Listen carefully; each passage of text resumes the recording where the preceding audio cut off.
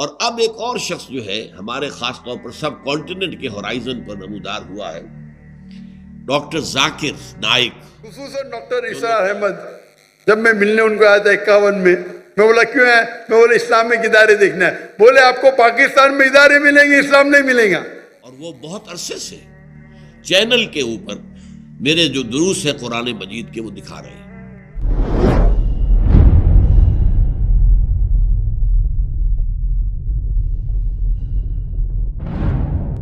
اور اب ایک اور شخص جو ہے ہمارے خاص طور پر سب کانٹیننٹ کے ہورائزن پر نمودار ہوا ہے، ڈاکٹر ذاکر نائک. جو لوگ ٹیلی ویژن دیکھنے والے ہیں وہ ان سے واقف ہیں. اصل میں یہ صاحب جو ہے ڈاکٹر ذاکر نائک، یہ دو شخصیتوں سے کچھ متاثر ہوئے. زیادہ تو ان کا تاثر جو ہے وہ شیخ احمد دیدات سے ہے. اس کے بعد وہ ہمارے کام سے متاثر ہوئے.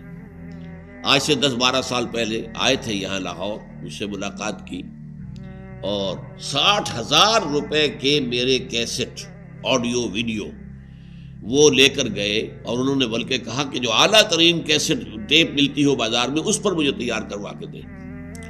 اور وہاں پر وہ IRF کے نام سے ان کا ادارہ ہے، اسلامک ریسرچ فاؤنڈیشن، اور وہ بہت عرصے سے چینل کے اوپر میرے جو دروس ہے قرآن مجید کے وہ دکھا رہے ہیں.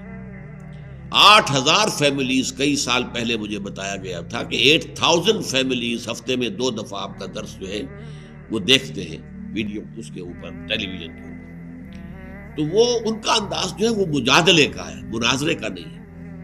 اس میں وہ ایگریسو نہیں ہوتے، جارحیت کا انداز نہیں ہوتا، بلکہ بات معقول انداز کے اندر جواب دینا، معقول انداز میں وضاحت کرنا، سوالات کو ڈیل کرنا، یہ ان کا انداز. خصوصاً ڈاکٹر عیسیٰ احمد جب میں ملنے ان کو آیا تھا 51 میں بولا کیوں ہے؟ میں بولا اسلامک ادارے دیکھنا ہے. بولے آپ کو پاکستان میں ادارے ملیں گے، اسلام نہیں ملے گا.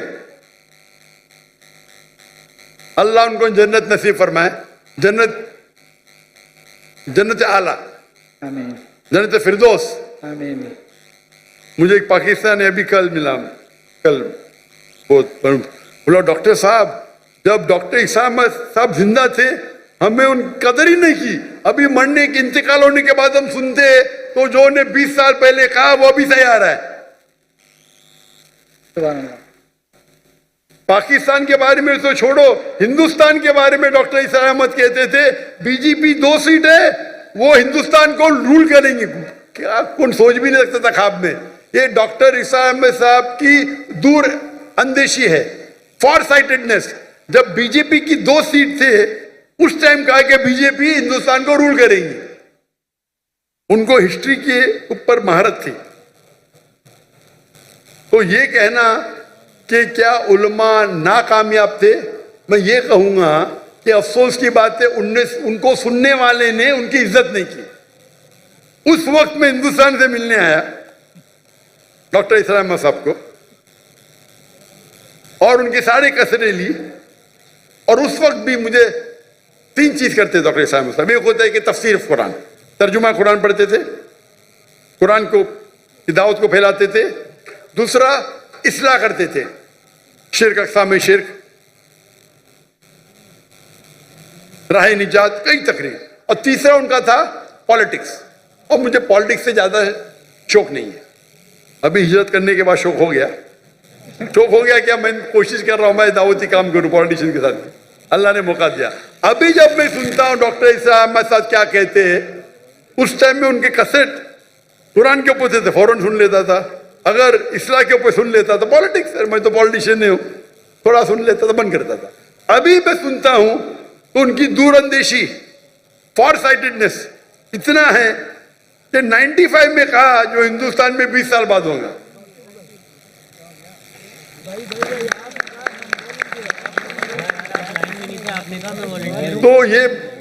تو یہاں کے علماء ماشاءاللہ جتنے میں نے سنا ماشاءاللہ اچھے ہیں. وہ افسوس کی بات ہے کہ لوگ نے قدر نہیں کیا ان کا. تو آپ کو یہ دیکھنا چاہیے کہ جن کے پاس حق ہے بات کرنے کا آپ بات کرو. اگر یہاں کا معاشرہ طے نہیں ہے تو یہ صرف علماء کی ذمہ داری نہیں ہے، ساری امت کی ذمہ داری ہے. دعوت دینا ہر ایک کے لیے، مسلمان کے لیے فرض ہے.